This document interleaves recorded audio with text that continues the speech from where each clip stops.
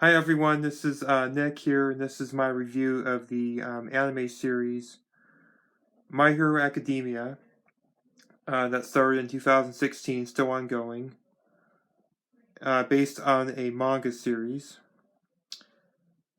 And I'll go over the premise.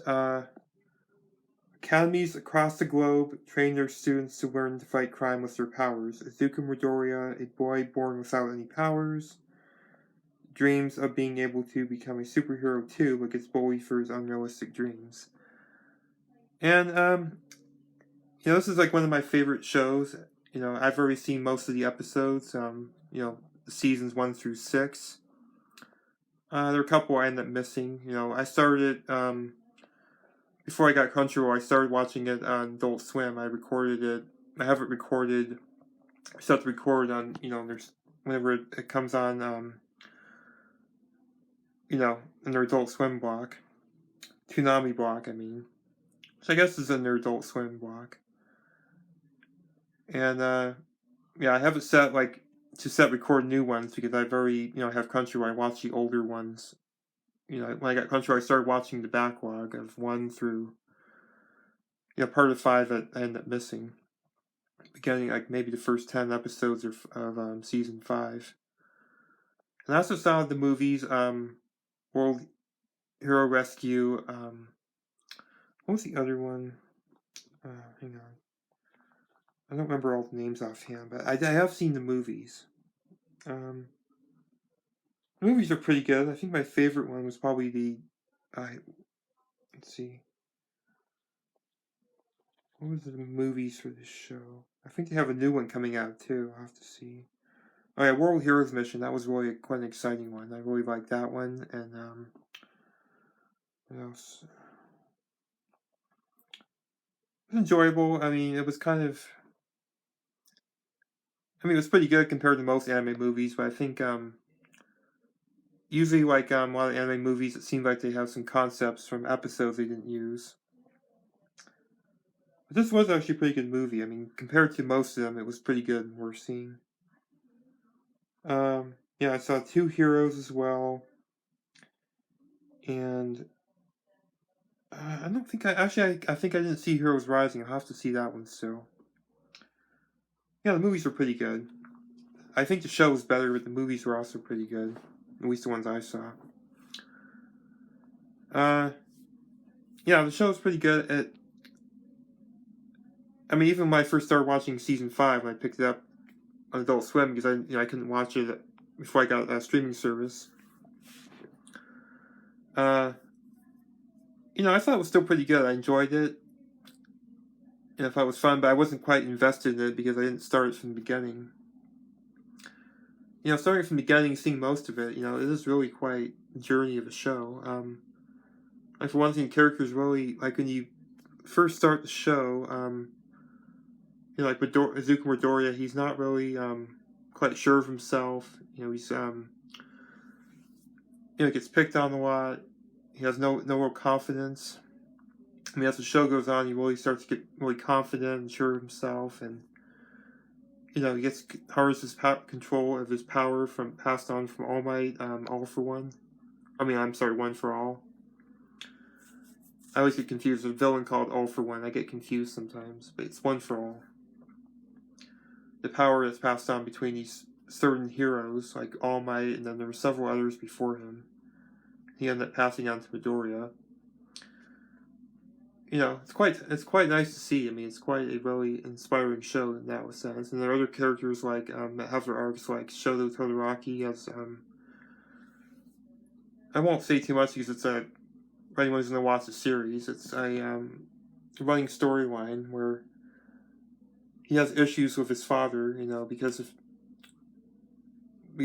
things that he's done, his father has done that Todoroki finds really unsavory. They get revealed as the show goes on over the course of the show. And you really see why. I mean, you really learn about. I mean, not just Endeavor. Endeavor is his father's name. You learn about these other heroes. I mean, there are ones like All Might and Hawks that are noble heroes. They don't They aren't just in it for the money and fame. And then there are others like Endeavor who, oh, maybe I shouldn't say that, but there are others. I guess he's one. I guess I've already kind of mentioned that. I mean, it kind of picks up quickly that, you know, Todoroki doesn't like his father, even hates him. Even to the point where he didn't want to take his flame power, because he has two different powers, ice and flame. You know, the other event that happened in the show, he did overcome that. He ended up using his flame power. You know, he kind of made it his not so much because his father wanted to use it. He used it because it, you know, aids him in fighting, you know, villains. Yeah, there are other ones. You know, the biggest ones are with Midoriya and All Might and, you know, Todoroki and his father. You know, some of the villains like there's a villain named Shigaraki. He has kind of his own storyline throughout the show that, you know, unfolds over time. You know, the show, I guess the criticism I could make of the show is that it does have a huge cast, so there are a lot of characters who don't really get much screen time. They kind of end up being a bit on the end of flat. Like one I would say is like Minoru Manita. He's kind of a flat character because he doesn't really get developed well over the show. I mean, he's a fun character. I like him. I always find him funny, but I wouldn't really call him a you know, interesting character. I just kind of find him a good comic relief one, but they never really develop him compared to ones like Midoriya and Tenya Ida, Shoto Todoroki. I mean, again, some of them get really good development, and others kind of fall to the wayside. Some of them are just like stock background characters, basically. Like there's a character in Class 1B named Yo Shindo, and like I don't really know much about him. He's kind of a character who rarely ever appears on the show. But yeah, I guess I would make that criticism. It does have a huge cast, which means there are characters who don't really get much development, if any, or much time on the show. But overall, I mean, the cast of the show is really good. Even the ones who don't get developed too much are good. You know, they're fun to watch, like Minoru Manita and he's kind of the pervy character on the show. I mean, they always play it really good for laughs. So yeah, you have like All Might's a really fun, really good character, really strong, interesting character, gets developed well, and Bakugo's always funny. Him and his you know, he's played by Clifford Chapman, who does a really good angry voice. Like I'll try to imitate him. He says like, calls Midoriya, "You damn nerd," you know, something like that. He said, "Damn nerd again." And you know, he said to in one of the OVA episodes, it was a survival training mission. He and Todoroki had to work together, and he said to him, "Now listen up, you half and half bastard." You know, he's talking about the plan he had to help him get out of there.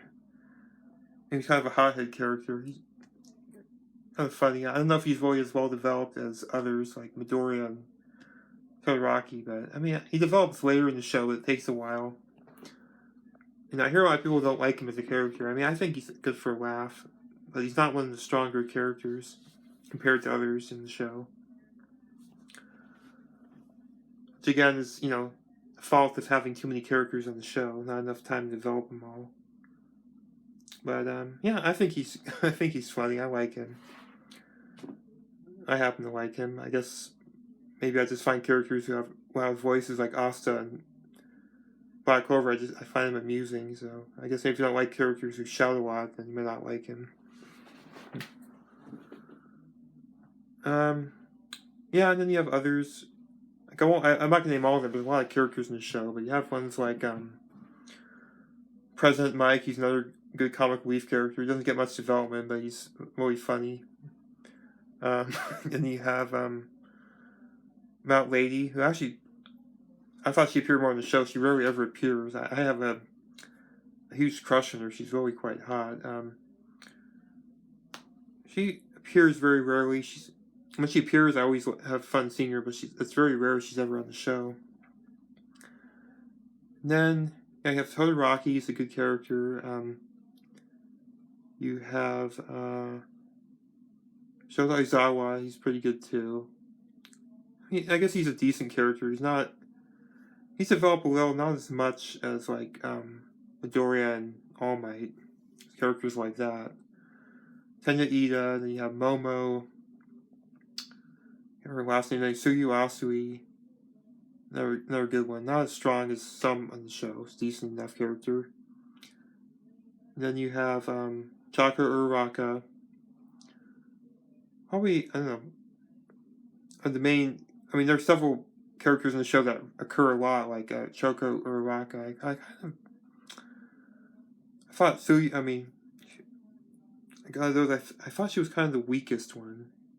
I mean, I didn't hate her or anything. I mean, I thought she was an enjoyable character. I just don't think she's quite as memorable as ones like Suyu Asui and Momo and, you know, the other female characters. But anyway, yeah. I mean, those are some really good characters in the show. And what else? Then the show has a really good comedy on it.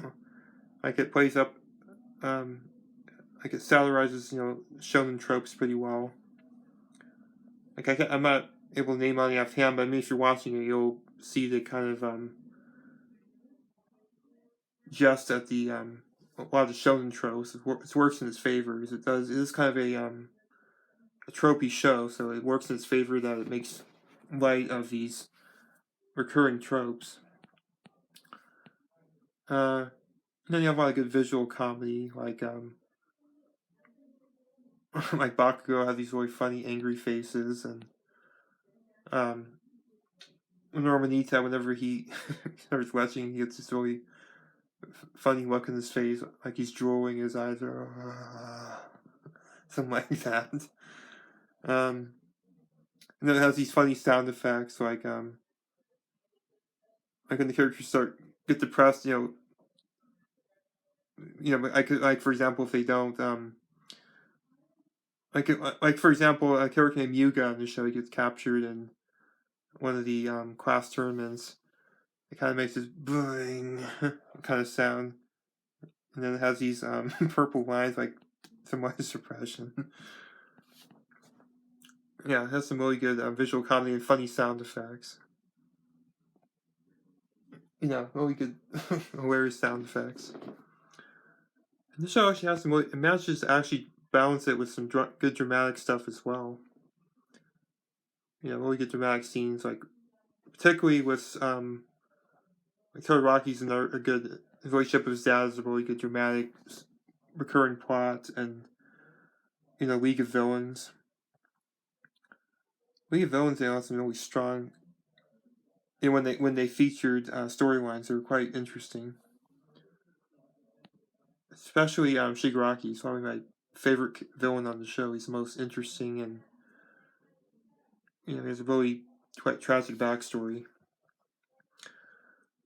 Also, character designs on the show are all really good, even for the ones who don't really, you know, get much screen time.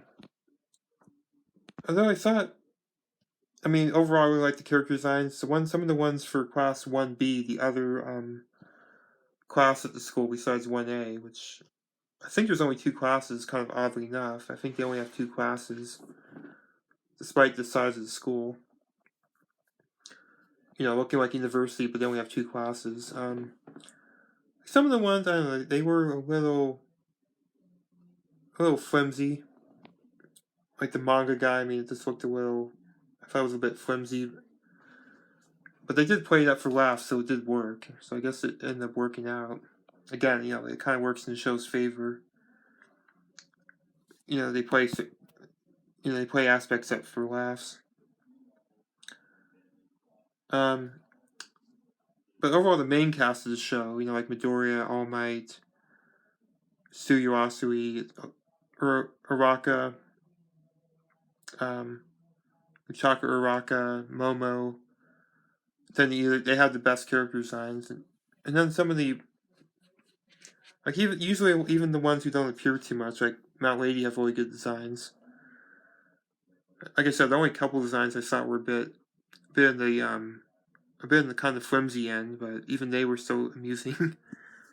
Like mangaka, from Class 1B, the manga, his power is comic. He's able to. Oh yeah, that's another thing about the show. I almost forgot to mention. How could I forget to mention it with My Hero Academia? All these characters, they have these things, abilities called quirks, superhero powers, and most people in the world of the anime, their version of Earth, they have these quirks, but 20% don't. And Midoriya is one who was born without a quirk, when a small amount of people don't have a quirk, and he gets his quirk through One for All, passed down from All Might, who wasn't able to use it after a certain point. He was unable to use it due to an injury he received fighting one of the major antagonists of the show named All for One, who's a mastermind, an overall mastermind of the villains on the show. He passed it on to Midoriya. Midoriya ended up having the quirk as a result, but he had to train to use it because he wasn't able to harness it right away, so he has to work over the course of the show to harness its power, especially in the earlier episodes. It ends up causing like his arms to get injured because it's such a powerful ability. He has to learn to channel it. And oh yeah, the look of the show, it's kind of a cool look for the show. Bones does the animation. They've done shows like they did both anime adaptations for Full Metal Alchemist, Alchemist and Full Metal Alchemist and Full Metal Alchemist Brotherhood. They did Soul Eater. They've done, what else have they done? They did the show Skate the Infinity, which I'm going to review at some point. They did a newer series called Bungo Stray Dogs. Another one that's another really good one. Review that one. Not as well known as something like My Hero Academia, but still a good one. A really good one even. Let's see, what else have they done? Let me think. I mean, those are the main ones. Besides My Hero Academia, they've done Bungo Stray Dogs, the Full Metal Alchemist series, both of them, and Soul Eater. Those are the big ones they've done. They've done other ones too, like Skate the Infinity, and then several others. But those are the main ones they've done. And as usual, they do really good work. I don't know if I'd rate them as high as some like A1 Pictures or Ufotable, Cloverworks, animation, but I think they're still pretty good. I think they do really good work. I mean, they all can't be A1 Pictures or Cloverworks, something like that, or Mappa. I mean, I really like Mappa as well. I know some don't like it. Like, I know one YouTuber, Kevin Street, doesn't like it, but I happen to think they do really good work. They do quite stunning work as well. Bones does a pretty good job as well. I mean, they're no slouch either. The animation shows really quite crisp. It's vibrant. The action scenes never fail to deliver. And then the overall look of the show kind of feels like a comic book, come to life. It has that kind of look to it. Gives it a really quite unique look. I mean, I haven't seen another anime that has that overall look to it, that overall quality. It makes you think of, like a comic book, just if it came to life and, I guess you know what I mean, it kind of came to life. That's what it looks like. The music in the show is pretty good as well. I mean, I think I like other ones like Soul Eater and Fire Force. What else is another one? Eden Zero a bit more. I think they are a bit more memorable, but My Hero Academia has some pretty good tracks as well when you're watching it, and some of them are quite catchy. But again, I think there are some other ones that are better, but it's still got some good stuff in it. So I give the show, I've seen most already. I think I did skip a couple of the filler. I skipped the filler ones. I mean, they weren't. I usually don't watch filler. It's basically just normally created to, when a show is points to the show when they're trying to have the manga cut. They're trying to wait for the manga to catch up or to get more material from the manga. So I just kind of skipped it. I mean, they weren't episodes, that. I mean, they may have kind of somewhat done, a bit of character development, but they weren't really necessary. I mean, they were just really light. I think I did watch one of them. Actually, I think I did watch maybe one or two, but before I checked the guide, they weren't too bad, but the overall canon ones are better. I mean, the only kind of show I've seen where, I mean, the only couple of shows I say that there's an exception to my usual rule about not liking filler, and that show would be Black Butler. It has a good amount of, a lot of filler to it as well, but the filler actually is pretty well done, despite being filler. They did a really good job on it. It gives the show its own kind of storyline, which ended up working pretty well. But normally, I don't usually watch filler when I could avoid it, particularly if it's a long series. Like, I mean, My Hero Academia only has like 4 episodes. I just skipped them. Aside from like 1 or 2, I skipped like half of them at least. But I definitely skip them like on Fairy Tail. There's quite a few. I mean, quite a few episodes, but I just skipped the bank of filler. When I start watching Bleach more fully, I'm going to be skipping the filler because it's a long series.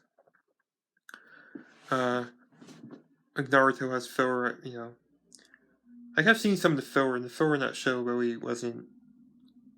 It's like one of the weaker ones I've seen for filler. Actually, I don't know, maybe Fairy Tail was the weakest one. I watched some of them; they were quite. I hope that I find anyone who loves Fairy Tail. I thought some of the ones I saw were quite lame. Quite frankly, I think I saw one of them earlier on where, I can't remember. Oh yeah, when they all end up trading bodies, I thought that was kind of a weak episode. This resolved itself in a contrived way. It had no bearing in anything. After it happened, it was a weak one, and I skipped the rest after that. But anyway, yeah, it only has 4 episodes. I might go watch them again. I might watch them again at a later date. Actually, I probably will, but for now, I just decided to skip them because they also interrupt the. Another thing I don't like about filler generally is that they interrupt the flow of the storyline in the show. They just come out of nowhere and they just disrupt things. So I usually don't like them. That's one reason I usually don't like them. And again, usually not made as well. They're usually inferior quality, and they have no bearing on the overall storyline. They're just there, just to fill up, spots where they need to wait for the manga to give them more material. If they catch up to the manga, they have nothing to really use. Oh, so anyway, I give the show about 8.5 out of 9, or 8.5 or at the lowest, or 9 at the highest out of 10. I think it's a really great show. It does have some flaws, but overall it's really quite good. I mean, I don't know if I consider it masterpiece level, but it's a really great show. It's really entertaining. It has some really colorful characters. I mean, there's not one character I thought was really. Give some of the weaker ones. They weren't boring. They were fun to watch. It's great villains. Villains never fail. There's no slouches. They have great character designs, great action scenes, great animation. I mean, the show, you can't go wrong with it. It's an all around. Oh yeah, it's quite funny too. It's a pretty well balanced show. I mean, they managed to really hit a good balance. I can see why the show is quite popular. It's quite worthy of its praise. So I'm gonna end the review. I definitely recommend it. Other Bones works I recommend are Fullmetal Alchemist, both series. I still gotta finish the Brotherhood one. I'll review that one later date. What else? I recommend Soul Eater. Skate to Infinity is a good one. Bungo Stray Dogs is good. Yeah, I generally recommend their work. Their work is pretty good. They usually produce some really good stuff. So anyway, I'm going to end my review. So I hope you enjoyed, and stay tuned for any more videos I do, and I will see you again soon.